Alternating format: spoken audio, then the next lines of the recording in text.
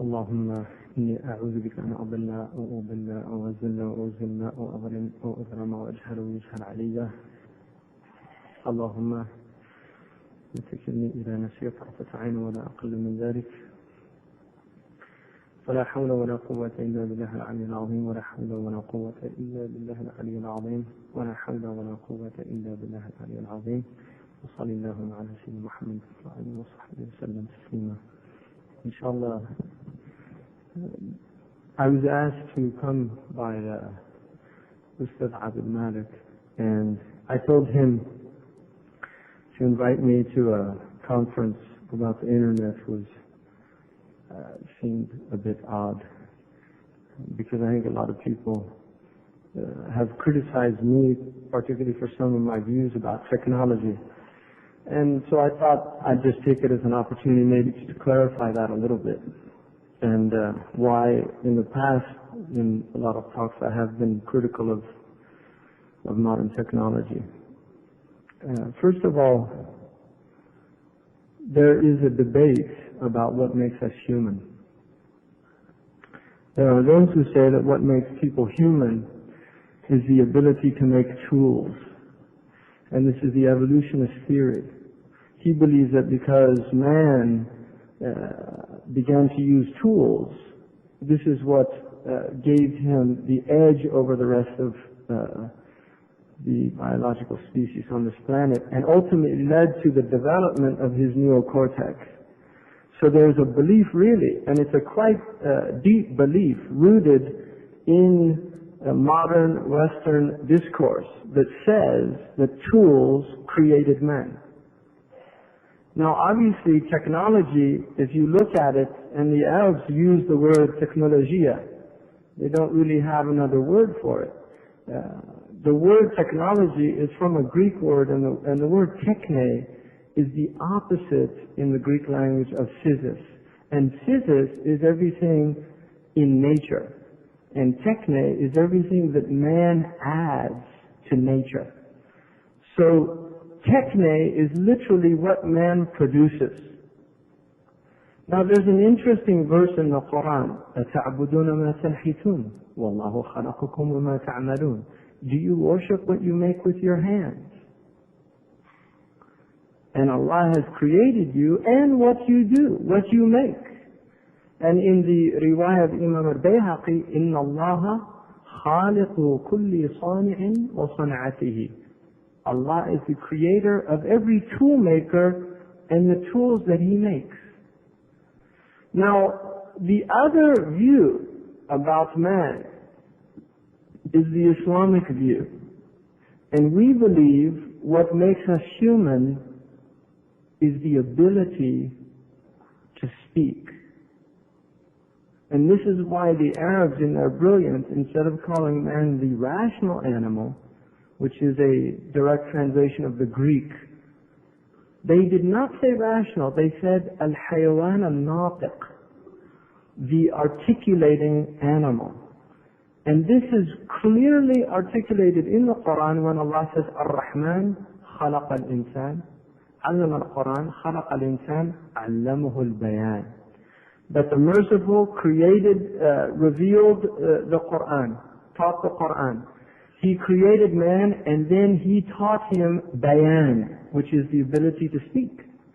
Because the Quran is the meaning or the purpose of our life on this planet. It's to understand the intentions of Allah in creating us. And the only way that we can know that is through language. And this is why revelation is always in language. It's not in mathematics. And this is why people go astray when they try to say that the Quran is a mathematical miracle. That may be true. I don't know. I'm not a mathematician and I haven't looked at it. But that has never been the position of our scholars. The position is that it is a linguistic miracle. And this is the miracle of the human being, is the ability to speak and to say incredible things. And the failure of structuralism in this century, at the beginning of this century with Sapir and all these structural linguistic theories, the failure of it is that they fail to find this embedded structure. They fail to find this universal grammar that underlies. Language is much more complicated than that. Language, and it can't be reduced to some pathetic metaphors about computers, that the brain is some kind of hardware, and what we study and what we know is some kind of software that we put into it. It doesn't work. The computer is, the degree of sophistication of a computer is equivalent to a flatworm. Right? A flatworm, one of the stupidest, most simple creatures that has any complexity. There's nothing there. There's nothing there.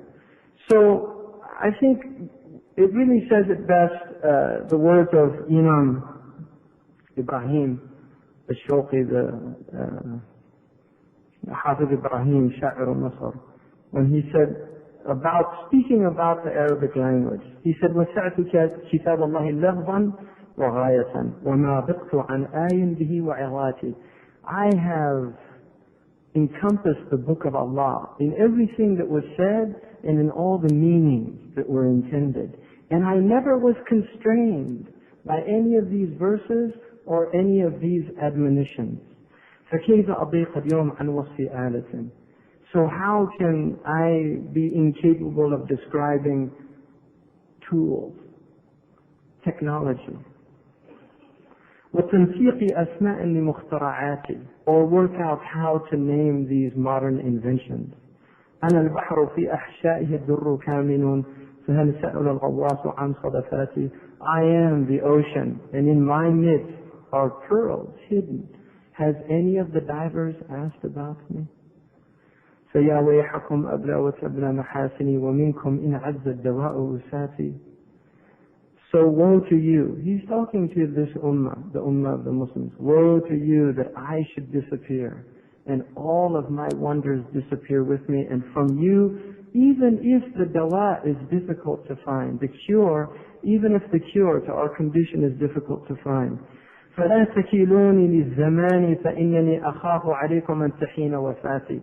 Don't leave me to this age of meaningless tripe. Don't leave me to this age, because I'm afraid that my death is drawing near.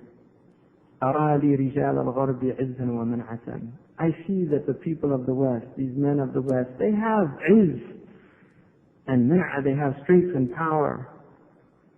وَكَمْ عَزَّ أَقْوَامٌ بِعِزِّ لُغَاتِ. But show me how many people have ever been elevated by their ability to speak. Not by what the tools that they make, but by the thoughts that they have and by the comprehension and understanding that they have. أَتَوْا أَهْلَهُمْ بِالْمُعْجِزَاتِ فَفَنُّنَا فَيَا لَيْتَكُمْ تَأْتُونَ بِالْكَرِيمَاتِ.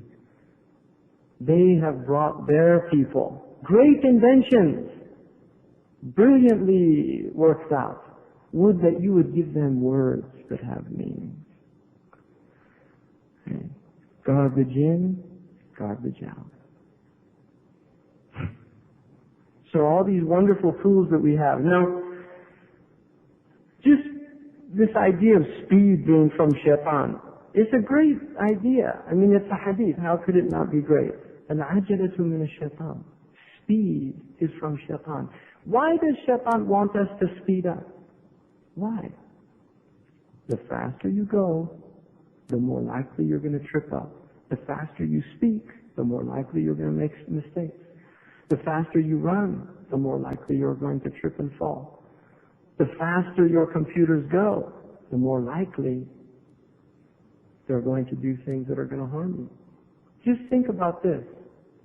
We now have several countries that have very sophisticated rockets that can traverse great distances, and they're completely set up to computer programs. You can just push a button and it sets off these things. It's not like telling B-52 bombers head out, because it takes about, first they have to load, they have to do all these things, it takes them, and then they have to get in the plane, they have to fly the plane, fuel the plane, fly them out, and then it takes several hours to get to their destination. During all that time, maybe diplomatic solutions can be found, and they can actually say, you know what, we worked out the problem, why don't you come back? maybe the human being in that plane will say, how can I do this in God's name? How can I drop an atomic bomb on a city?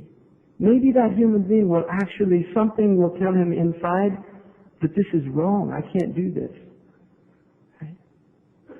But if somebody just pushes a button, or worse, the computer pushes it for you, then what happens? In 18-month period in the United States, there were 152 top alerts. Many of them were due to flocks of birds that came into the radar systems. Really? Every computer programmer knows there's bugs.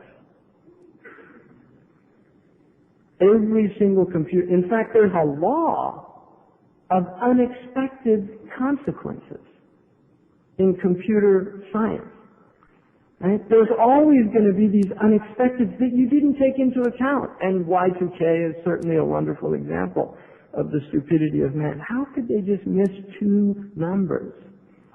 Right? And the amazing thing for me, right, is that number 19, which is, it is a fitna for لِلَّذِينَ كَفَرُوا. It's a tribulation. They forgot to put 19 in there. Right? And we don't know what's going to happen. Nobody does. I mean, nobody seems to be too worried about it except for fundamentalist Christians. Right? Because it's the millennium and they, you know, this is the second coming of Christ and whatnot. Now, just a couple of things I wanted to mention about.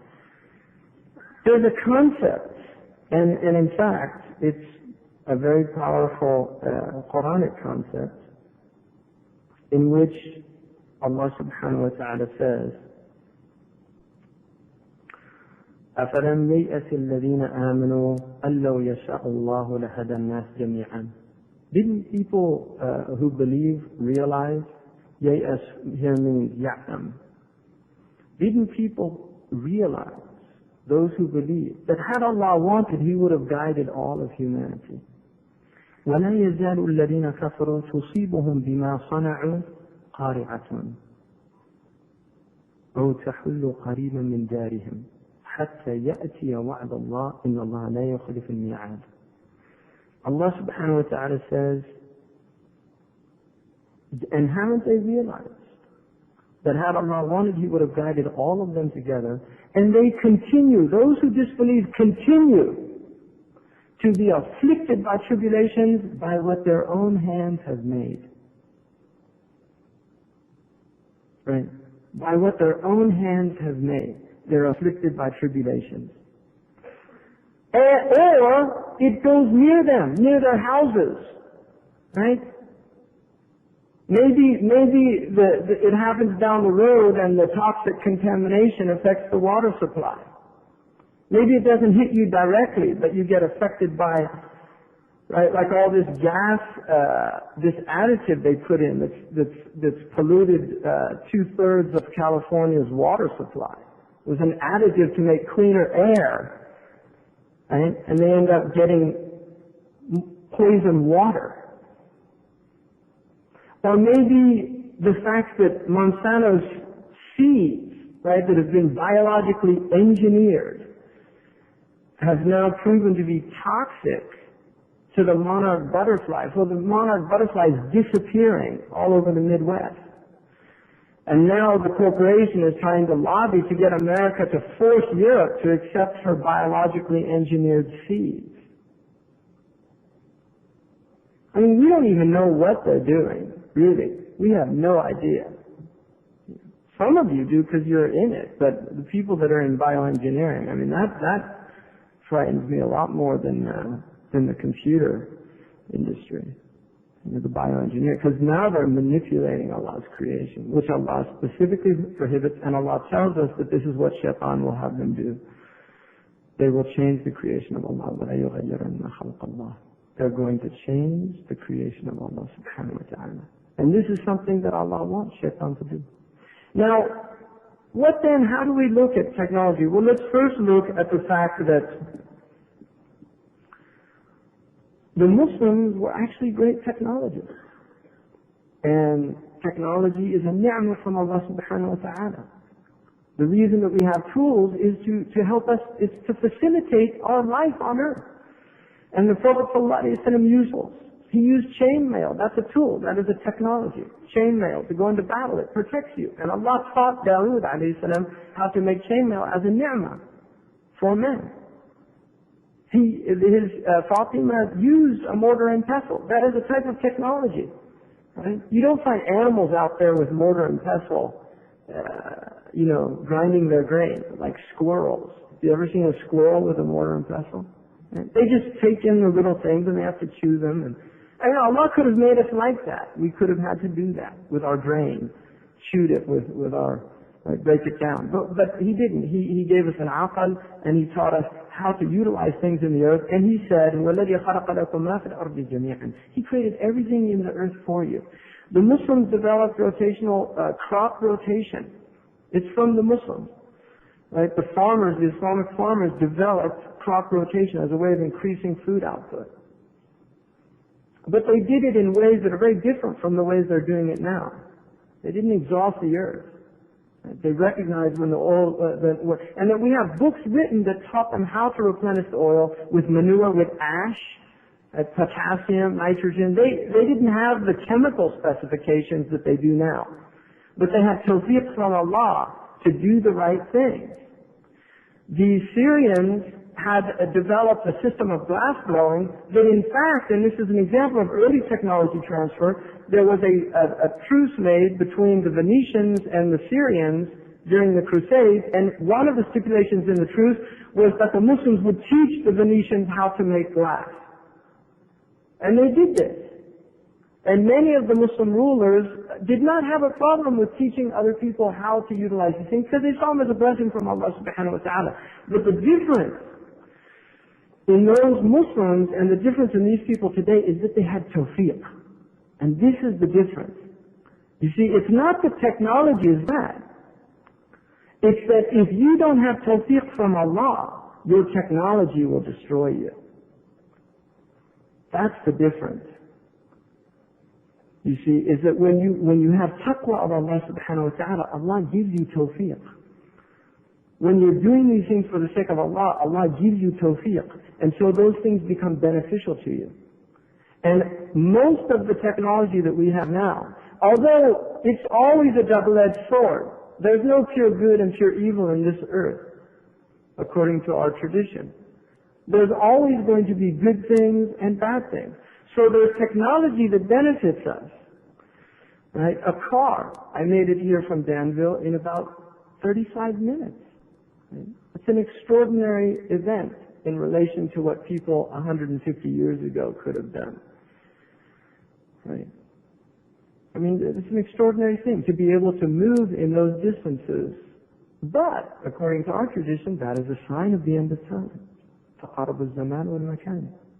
Distances and times become close. It's a sign of the end of time. Right? And then another sign is that the shaitan is the one that travels alone. Look at all the people in their cars, solitary travelers. Right? And this is one of the blessings of the train. The train to me has a lot more barakah than a car. I mean, I think a car is probably going to go down in history as one of the worst inventions ever. The train, it's a vehicle that, Allah is with the Jama'ah. 50,000 people die every year in cars in this country. 50,000. And that's something, so that's more people than they lost, this country lost in Vietnam. Well, every year in car accidents, mostly involving drugs and alcohol. Right? And I was in the United Arab Emirates, and I was telling a man about, we were having a discussion with a Syrian taxi driver. This is a nice thing about the Arabs is you can have these really interesting conversations with taxi drivers. Right? You can have that here in this country too. Taxi drivers are actually very interesting because they like to talk. That's why they end up driving cabs usually, right? Because they have this captive audience.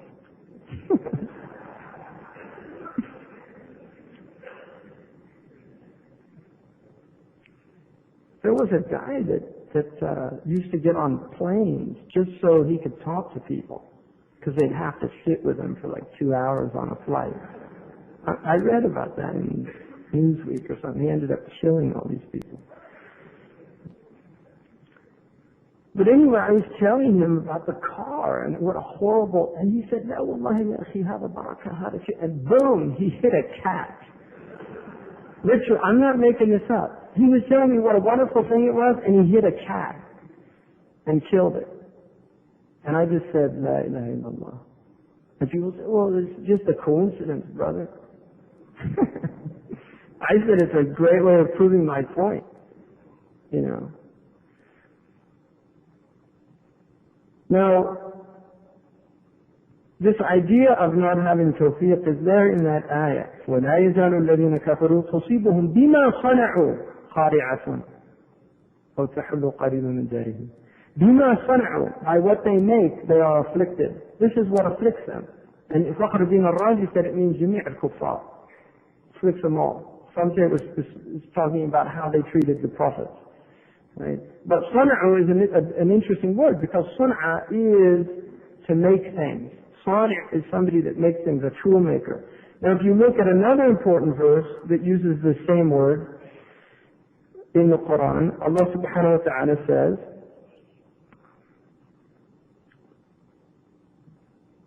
قُلْ هَلْ نُنَبِّئُكُمْ بِالْأَخْسَرِينَ أَعْمَالًا. Can we tell you who are those who are most at a loss in their actions? الذين ضل سعيهم في الحياة الدنيا وهم يحسبون أنهم يحسنون صنعا. Those who all of their endeavors go in this world. Right? All of their endeavors go in this world, and they believe that they're doing excellent in what they're producing. يحسنون صنعا. They think that if they're doing it with itqan, with ihsan, with excellence, right? They're proud of what they're producing, of the excellence of their product, right? And now traditionally, Imam Ali was asked about that ayah, and he said that they were the people of Harura, the Khawarij. They're people who, and Imam Ali is one of the most knowledgeable people in the Book of Allah, but I think that's an ishara and a specific to his time and it does include people who think that they're doing good in their religious activities and in fact they don't have tawfiq. But if you look at the following ayahs, أُولَٰئِكَ الَّذِينَ كَفَرُوا, they're kuffar. بِآيَاتِ رَبِّهِمْ وَلِقَائِهِ فَحَبِطَتْ أَعْمَالُهُمْ فَلَا نُقِيمُ لَهُمْ يَوْمَ الْقِيَامَةِ وَزْنًا. So these are people who don't believe in the Day of Judgment, and they don't believe in Allah subhanahu wa ta'ala. And they make fun of the ayahs of Allah and His messengers, right? Because ذَلِكَ جَزَاؤُهُمْ جَهَنَّمْ بِمَا كَفَرُوا وَاتَّخَذُوا آيَاتِي وَرُسُلِي هُزُوًا. They think that Allah's signs and these things are some kind of joke. Now, another verse, which I think is very pertinent to our condition right now, is this verse in the Quran, Surah Al-An'am, in which Allah subhanahu wa ta'ala says, وَلَقَدْ أَرْسَلْنَا إِلَى أُمَمٍ مِّن قَبْلِكَ فَأَخَذْنَاهُمْ بِالْبَأْسَاءِ وَالضَّرَّاءِ لَعَلَّهُمْ يَتَضَرَّعُونَ. That we have sent already unto peoples that were before thee, and we visited them with tribulation and adversity in order that they might grow humble. The ulama say that Allah afflicts people in order to humble them because they get arrogant. If they don't respond to that, if you looked at that Oklahoma in the picture of that, just look at that. That's something awesome. And the amazing thing to me is there were houses destroyed all around, and in the middle of them was a house that wasn't destroyed. In other words, you'd have all these houses destroyed, and in the middle of all these destroyed houses, there would be one that wasn't destroyed. And it's like, subhanAllah, it wasn't written for that person to lose their house. It's the ajal. And then, or it would stop right at a certain point, or there'd be one half of the house missing, and then the other houses down the road.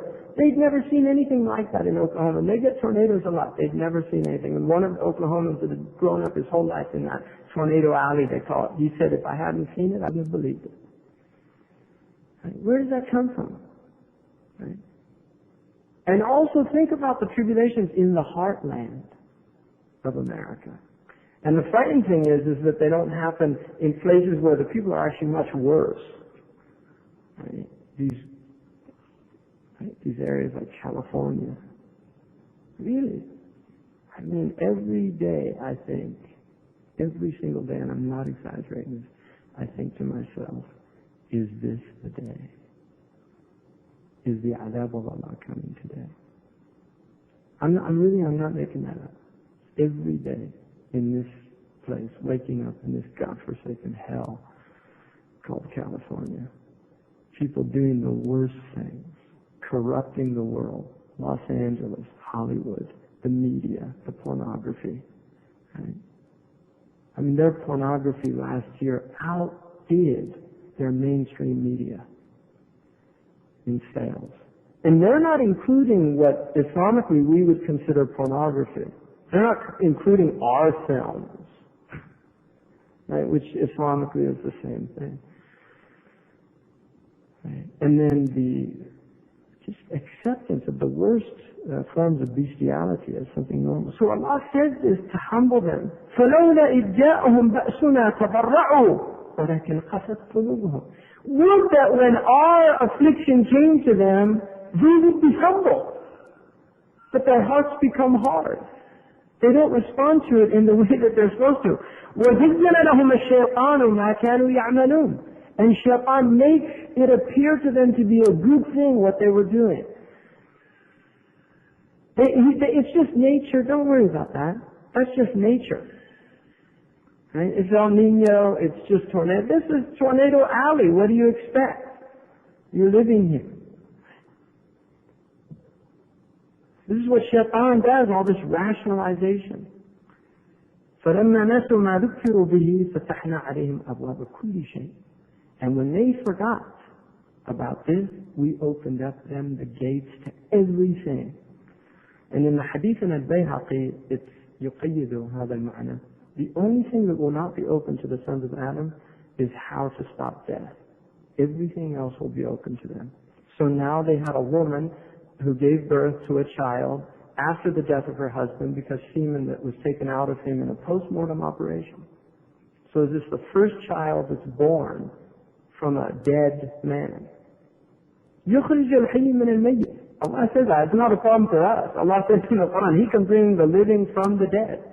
Right? And sperm, lest we forget, is not considered living in Sharia. It's not considered living. It's a protein. It's not a cell. There's no life there. So Allah really does bring life from dead material. Semen is dead. It's like mucus. Right? It's not a living thing. And now they also had a woman, two lesbian women. One of them, they had artificial insemination in one of the ovums, and then it was taken from her and transplanted into her girlfriend so that they could have a child together. So, great technology. Amazing. You have to be impressed. Look what they can do, right? Pretty soon they'll have somebody who's, a man that says, I want to get pregnant. He'll get a book, book offers. There'll be movies made about him. He'll be hailed by the feminists as a champion of women's rights or something, right? It's bound to happen. Just give it a little time. They're working on it. They put the idea out there already in the film, right? And this is what they do. First they suggest things. This is what Shaitan does. First he suggests, whispers it, gets you thinking about it. And that's why the Prophet said, my ummah is not taking into account for what occurs to their hearts as long as they don't speak it or do it. Right? And this is the insidious nature of this culture, is that it is a suggestive culture. So the point is that all of this technology is not benefiting them, it's harming them. And yes, we do benefit. I'm speaking in a microphone. I don't have to shout. There's a benefit there, right? I mean, you can't say that things aren't beneficial. They do have benefit, and nobody's saying that. But if you look at the overriding effects of these things, I mean, just to give you a few examples, modern medicine.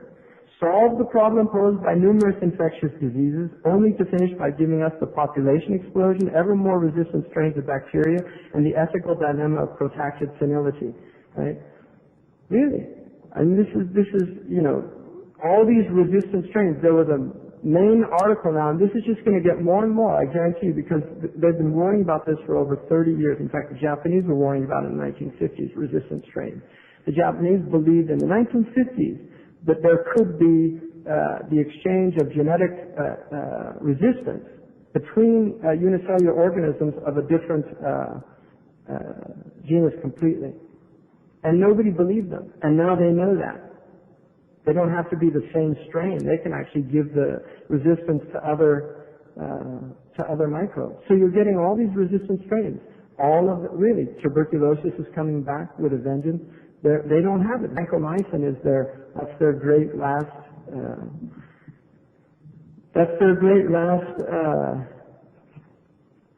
silver bullet. And they're worried because there's already some strains that are proving resistant to these things. There's resistant venereal diseases now. They can't do anything about it. Gonorrhea. The computer solved the problem of fast, cheap data processing in a business culture drowning in red tape and paperwork, only to finish by destroying the rights of privacy, lest we forget. They know everything about us now. In fact, if you shop at Lucky and Safeway, they can even do a very sophisticated analysis of what type of person you are based on your buying patterns of foods, because you get these lucky shopper cards, right? And so they can literally do a biodata on you. There's a corporation in Oklahoma that all they do is psychological makeups for consumers, right? So, you know, they've got every one of you is fit into this pattern, right? They'll work out what type of person you are, and then they'll sell you to corporations that want to sell you their products. And this is all from the computer. They couldn't do it without the computer, right? Anytime you use that credit card, they know where you are, right? If you have a cellular phone, you know exactly where you are, right? Seriously, the sophistication now, and now these spy satellites, in fact, they had a big giant eye, one eye, on a magazine, a technology magazine that said, God's eye for sale. Right? One eye, all over the place. It's interesting that that's their symbol for so much of this technology is one eye. Really? On the cover of this week's Economist is one eye with a digital with a little chip in the middle of it. Right? Getting people used to seeing one eye for some reason. So when he finally does come, oh yeah, I know who you are, man. This was all done for you. Yeah, you've got the Jasasa. He has to know where everybody is at the same time. The Dajjal has the Jasasa with him. Where did the Prophet ﷺ get that idea from? That somebody could know the movements of the people of the earth at one time. Because that's what the Dajjal has. He has the Jasasa with him, who tells him what people are doing all over. And this all comes from Jeremy Bentham, the panoptic. Jeremy Bentham developed a prism system in which you had, and he called it the panopticon, which is one eye, the all-seeing eye. And it was based on a tower, and you had a circle, and in the tower, all the people, you could watch all the cells at one time, and none of them could see anybody else. He called it the panopticon. And this culture is becoming a panoptic culture, the all-seeing eye culture, because everybody's being monitored. Really, they're monitoring you. They're monitoring me. Right? And if you speak about this stuff, they really pay attention to you. Because they say, oh, this guy's not with the program. That grade school brainwashing didn't work too good on this guy. What happened? Well, let's do a biological, and they can do a real nice psychological profile. Okay, well, yeah, see, he had this trauma when he was 12 years old, and then, okay, well. And then they'll work out how to deal with those people, marginalize them, paranoid. Are you suggesting there's some kind of conspiracy here? So take it down to the psychological level. Now you're dealing with a simple paranoid. Everybody says, right. Because it's hard for us to really imagine these type of things. It's so subtle, right? I mean, in the Muslim world, they have thugs that go around and smash people over the head. Here, they don't do that, right? They kill you with pleasure. Seriously. They kill you with pleasure. The socialist model is a prison, and the capitalist model is a bordello.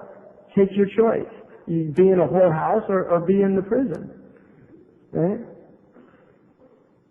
Most people, the pleasure principle, they'll choose the bordello.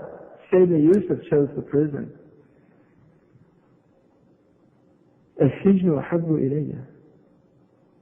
It's better than being seduced, right, by all this pleasure. And it's seductive. Don't think it's not. And on and on. Anyway, finally. So, Muslims, my advice really to, if I have any, is that the Muslims that have intellects, and there's a lot of them in this room, get out of these corporate structures. Go out and do something.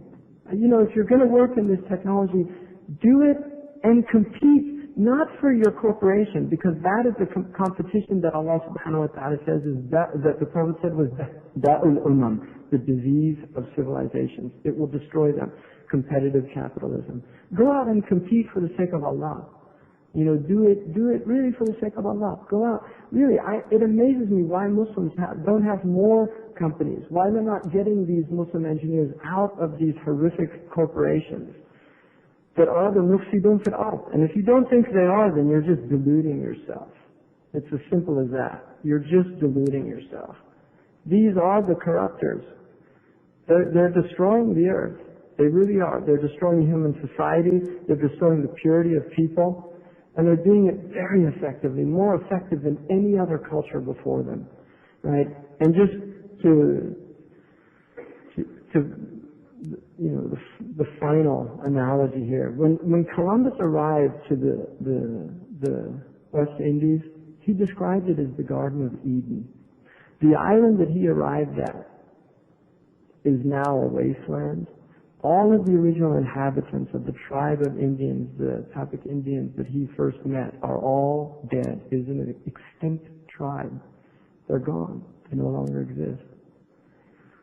One of the people on his ships, Cuneo, he was given, and he kept account of all these things. He was given a slave girl by Columbus as a reward.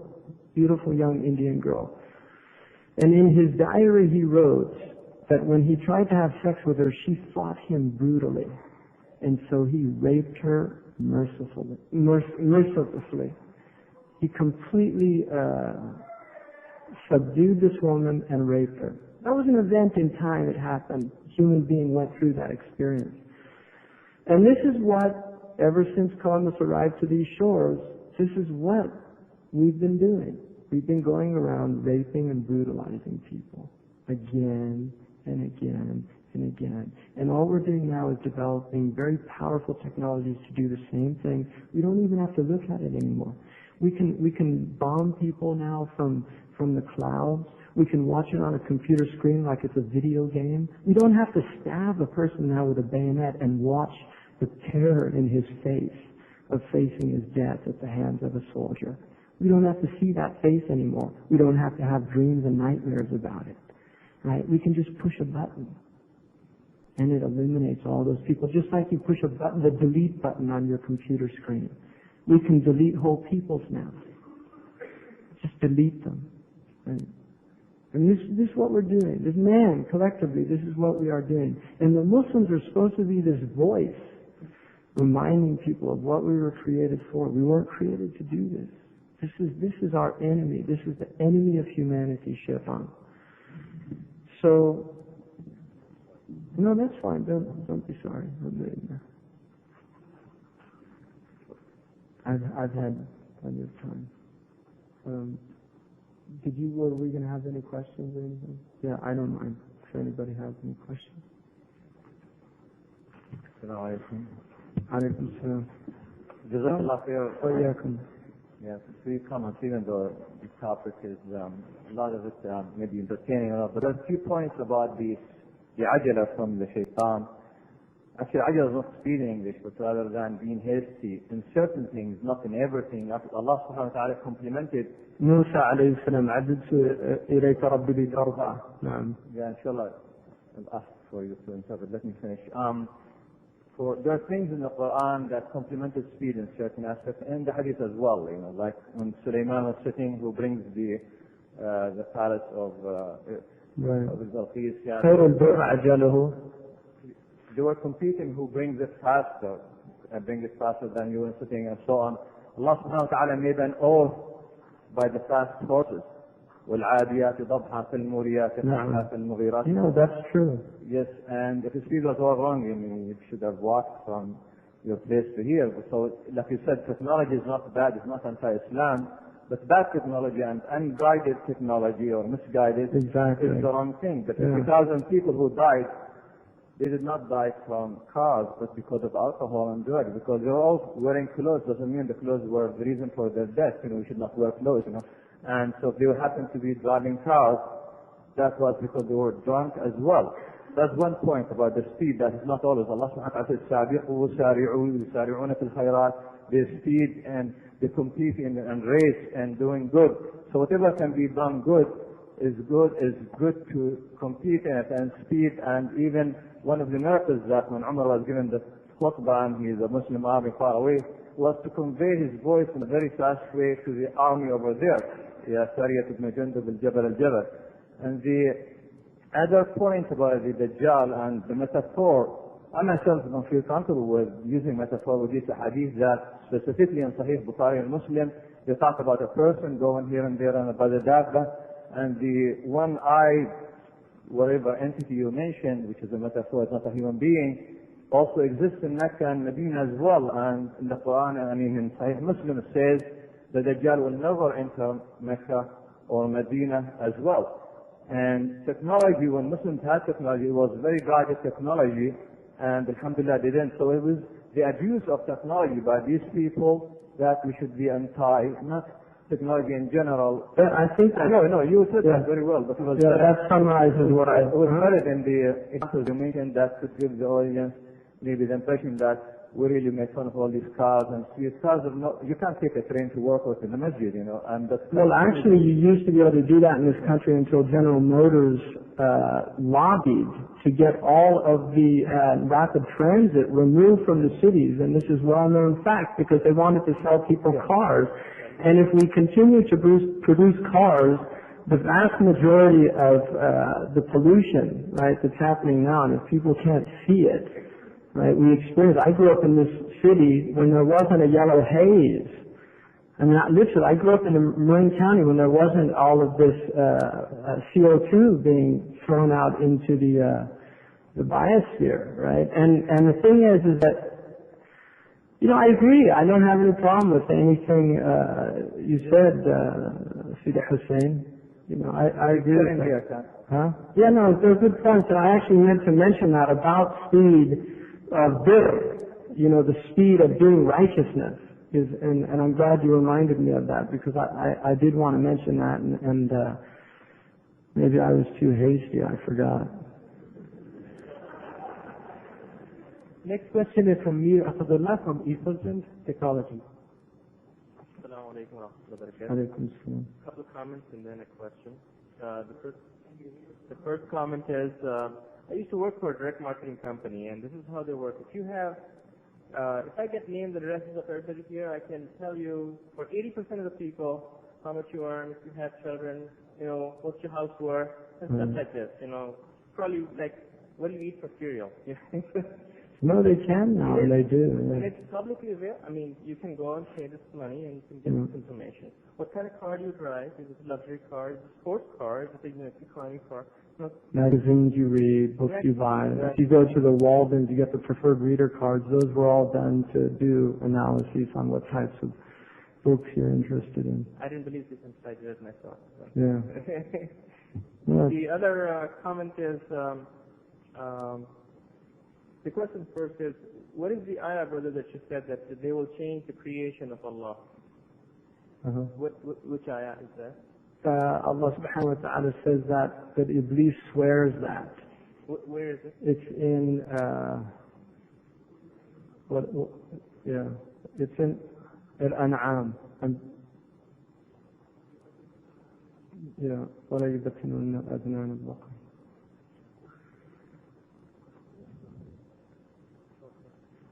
I am a technical person, and I have a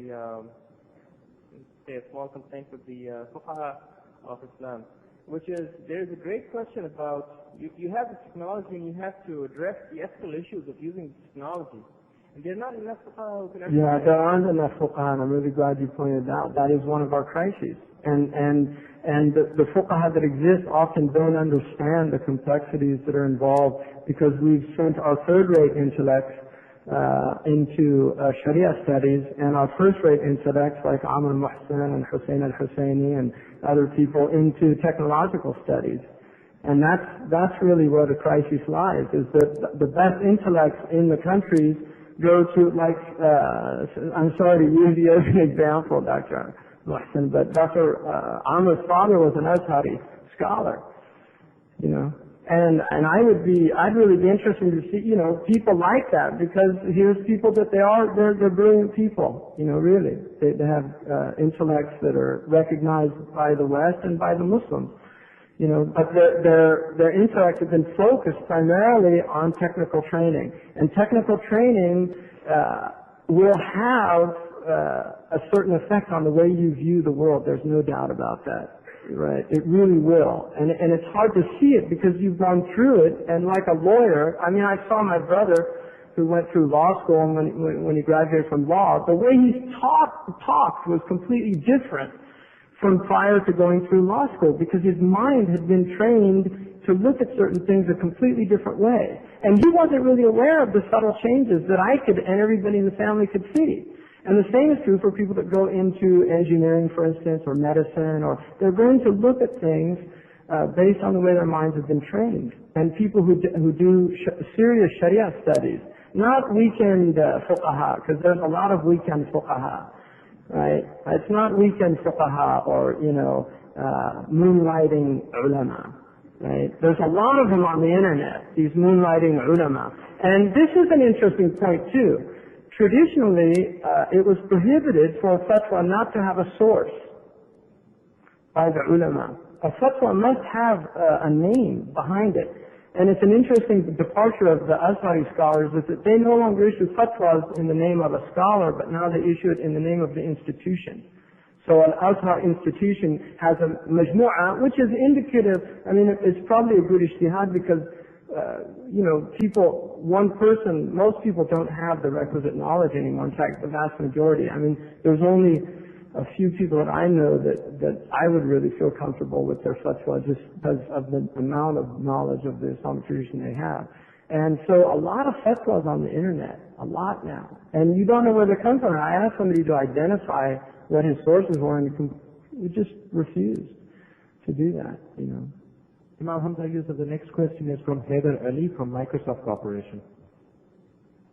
I have a question. It's not directly... Now, are you really from Microsoft Corporation? I mean, what is that? These people like the AT&T people, they say although we're really far. I say, you're not far. It's not your fault. You just work here. They say we, and then when they downsize, what happens? They're no longer we, right? They're redundant. Don't identify yourself with them, because they don't identify themselves with you. I told him not to say that. I just wanted to have a little fun here. Yeah, no, I'm having fun too. I have a question which is not directly related, but if you choose not to answer it, it's okay. There's a lot of killing going on in schools, and I wanted to get your perspective on high school killing. Yeah. Well, this is part of here you have a situation where children are introduced to television at about the age of 3, maybe 2, and they will watch about 25 to 30 hours a week. They'll see several, I think it's 50,000 murders on television by the time they're 18. They'll watch, they live an average lifetime. By the time they're 65, they'll have seen 2 million commercials. That's a conservative estimate, 2 million commercials. And then now you introduce to them these computer games, many of them very violent. In fact, the one boy that went in and shot 8 out of 8 and hadn't used a gun before that, but he'd been a video addict. And the police said that their own marksman couldn't have done as good a job, right? So part of the problem is like, if you watch babies do this, right? If you watch babies like newborns, they do this a lot. You watch that. It's very interesting to see them do that, and their little feet are moving, and they get these contorted. What they're doing is they're wiring. Allah is doing it. Allah is wiring all of their neurological networking. And there's myelin sheathing that's going on so that these nerves can transmit, so that now it's all natural. But at that stage, there's nothing, they have to develop all of that. So there's this incredible wiring that's going on in the brain in the first 12 years of life. It continues for 12 years. And then, interestingly enough, it stops right at puberty. The wiring's over. And now you're a mukallaf. You're responsible now because it's all intact. Now, introducing these technologies, right, that are obviously affecting these children, we don't really know how because it's too complicated. But we're putting them into the presence of media that we do not fully understand. We don't understand what the computer is doing to us. We don't. This is an experiment. Children that are on computers are in very strong artificial fields of electricity, right?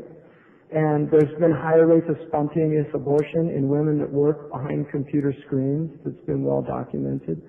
We don't fully know, right, what's going on. So, okay. Assalamu alaikum, Sheikh Hamza, may Allah reward you for the speech. And you are so popular, and a lot of people love you and respect you and look up to you. Why don't you run for election as a way of changing all these bad pictures that you're talking about? I used to have a Sheikh Ahmed Muhammad Shaybani, who used to introduce me as this. He's going to be the President of the United States. And I was like, Sheikh. He said, no, you go and you'll change America. And I said, the Prophet said, whoever seeks office, we don't give it to him. He said, if you seek it, you won't get tawfiq. And if it's given to you without asking, then Allah will give you tawfiq in it. And that's this idea, technology, it's not that it's bad. It's a gift from Allah, but that ni'mah becomes a niqmah when there's no shukr or ibadah. And shukr and ibadah is what will give us this blessing. And Umar, radiallahu anhu, Ibn Umar, when he hears the ayah of the Quran that says, وَمَا يَعْلَمُ تَأْوِيلَهُ إِلَّا اللَّهُ وَالرَّاسِخُونَ فِي الْعِلْمِ يَقُولُونَ آمَنَّا بِهِ, he would say, I'm from the رَاسِخُونَ. Yeah. In other words, they would push themselves to fill the gap to make a difference. So I don't think... that's a good point. Yeah, and that's تحدث بنعم الله. And Sayyidina Yusuf alayhi salam said, اجعلني على خزائن الأرض. He sought to be placed in that position of authority. And those are the people, they have completely pure hearts. And, the prophets are ma'asumun and the Sahaba were mahfuzun. And people who know themselves, رحم الله امرأ عرف قدره ووقف عند حده. May Allah have mercy on a man who knows his limitations and he just stops at them. Right? For me, maybe some of the things I say do bother people. I think it's a good thing. We need people to bother us. And if I'm going to play that role among some of the Muslims in the Silicon Valley every once in a while, it's not a bad thing because it makes you think about things. And if you open up your mind to it and just say, maybe that's a good point. A lot of this stuff really it has been done after much reading and deliberation. It's not, I'm just, not throwing out opinions. There are things that, there's been a lot of thought, and I'm not the only person that has them. There are a lot of people that are much, much more intelligent than I could dream of being that really have these understandings because of their own really deeply thinking about what's around us and what's going on and what's happening. Don't you think you are running from the responsibility? And you have to answer to Allah subhanahu wa ta'ala because that is Let me give it 15 more minutes, so we have more questions. But I would like to have an opportunity given to others to ask questions. Please. Brother Muhammad Alim from Islamic City. Assalamu alaikum warahmatullah. Alaikum salam. I'm not from Microsoft. I do cherish the opportunity every time I get to listen to you live, so I thank you for that. I want to ask you, do you think that there is more negativity out of technology than the positive aspects that we gain totally as a humanity, as a community?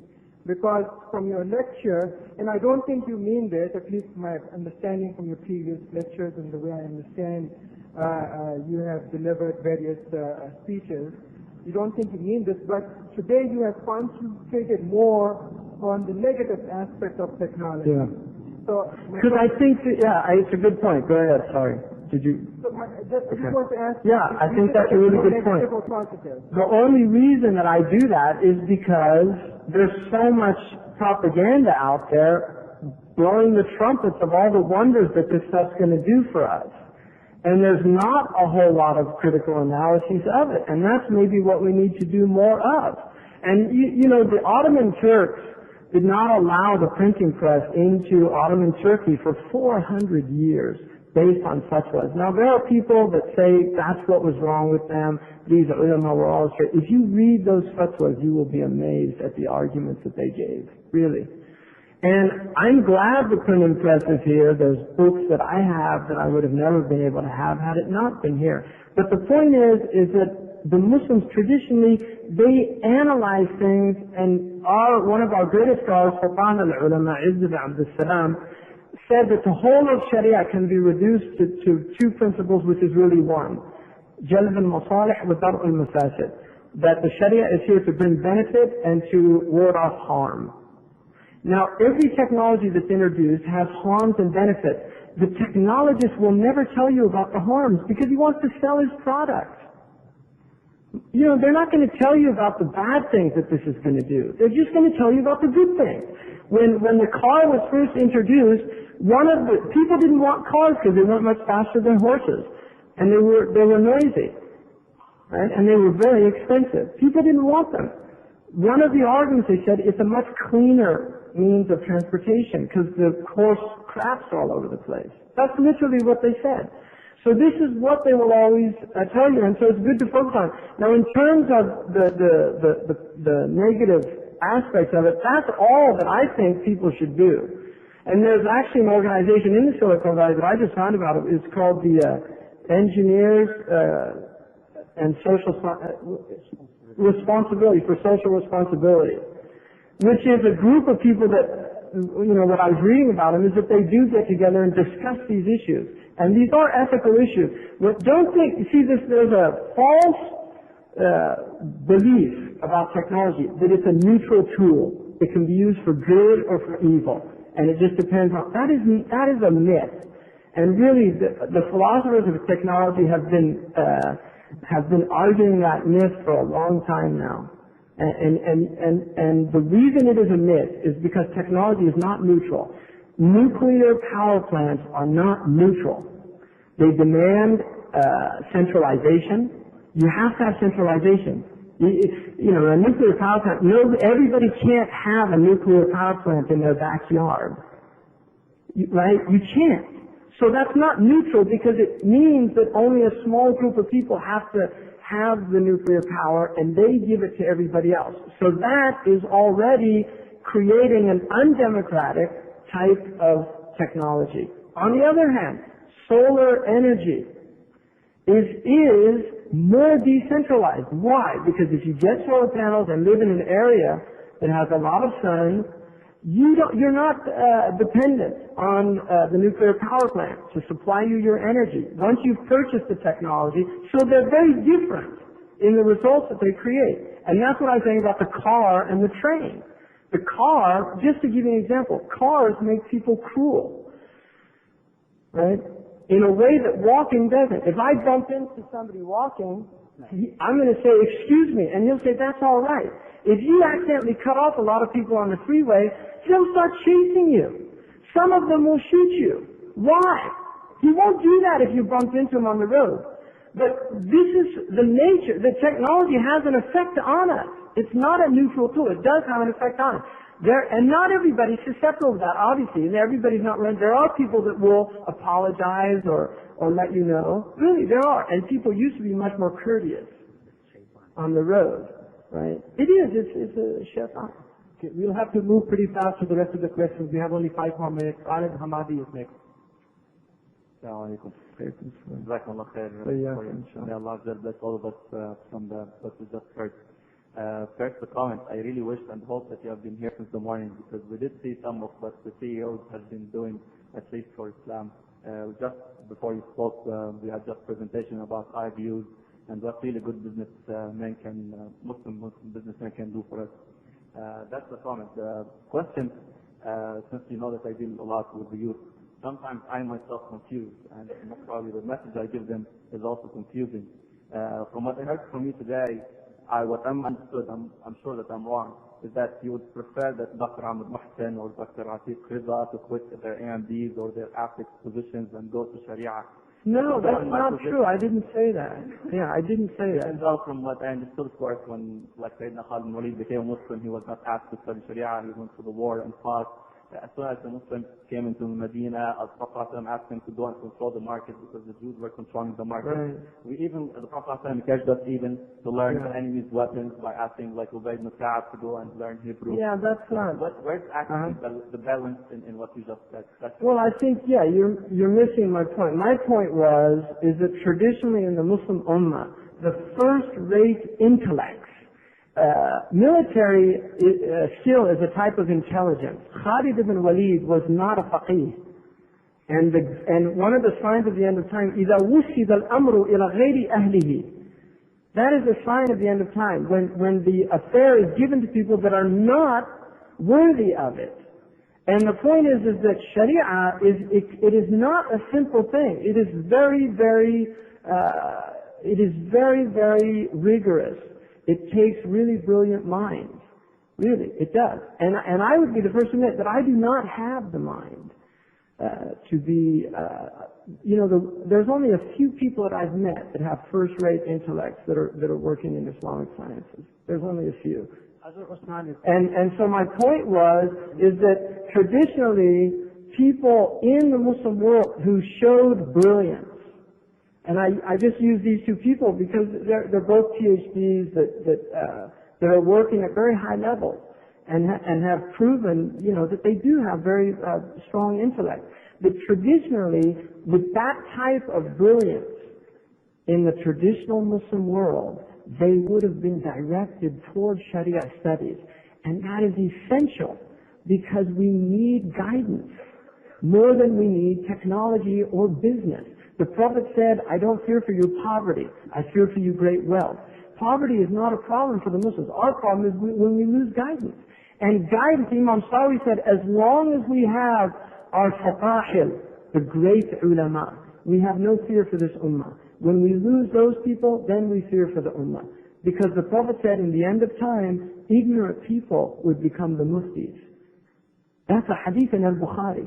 Ignorant people would become muftis. Where are all the brilliant people? They're patenting their inventions. In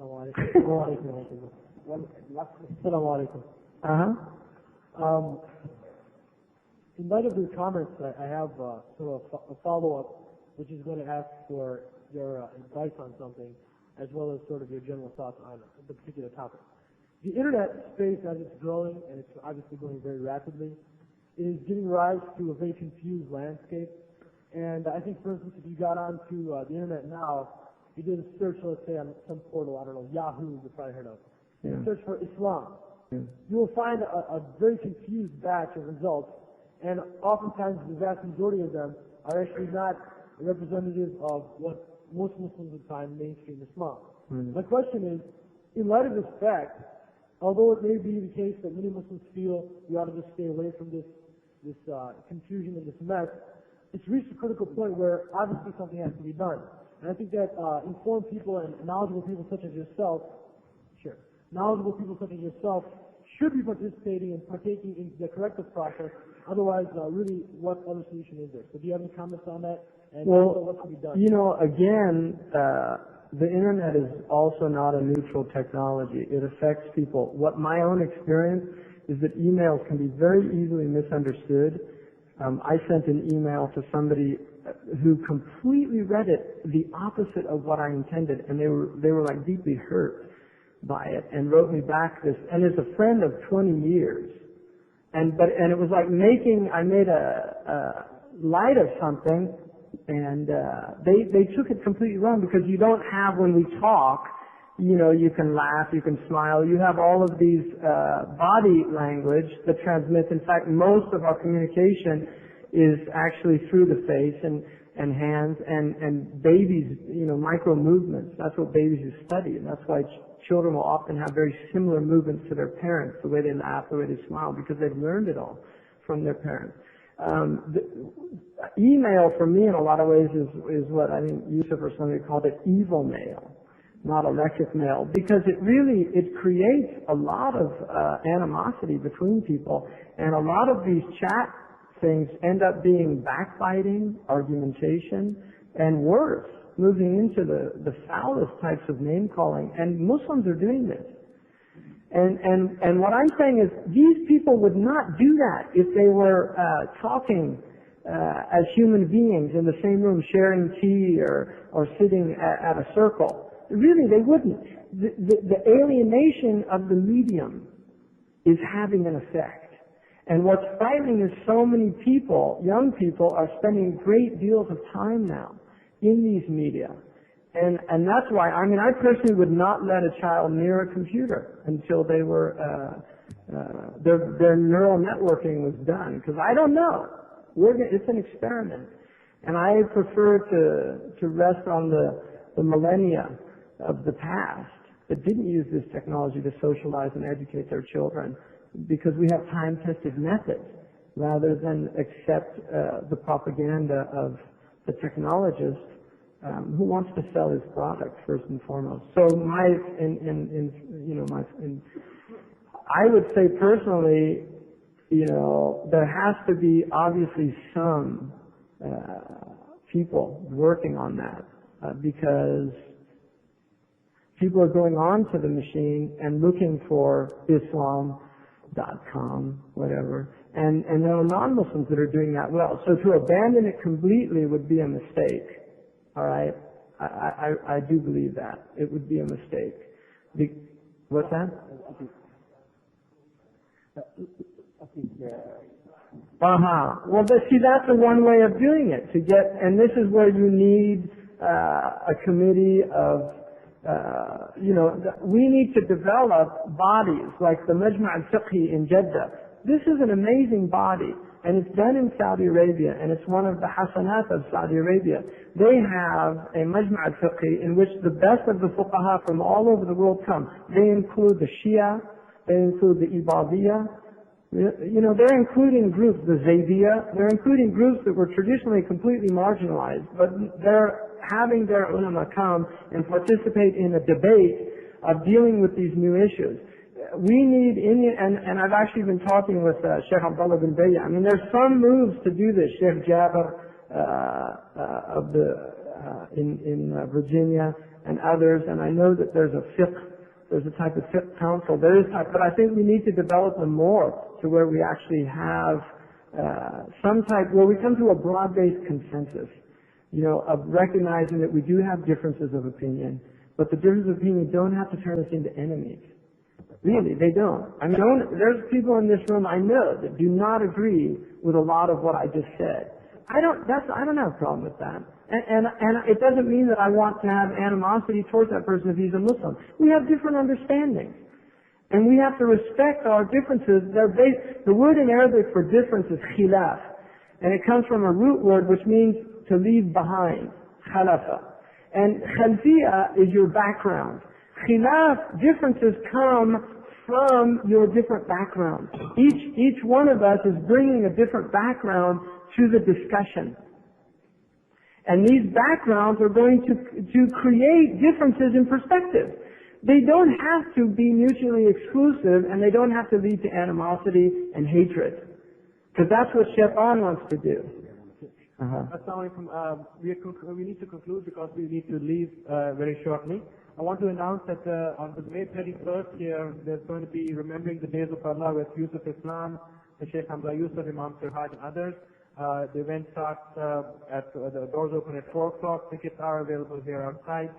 I wanted to especially thank Sheikh Hamza Yusuf for taking the time out to come here and talk to us. I want to thank all the participants for being here and bearing with us all day long. And I have a few quick announcements from the conference chair.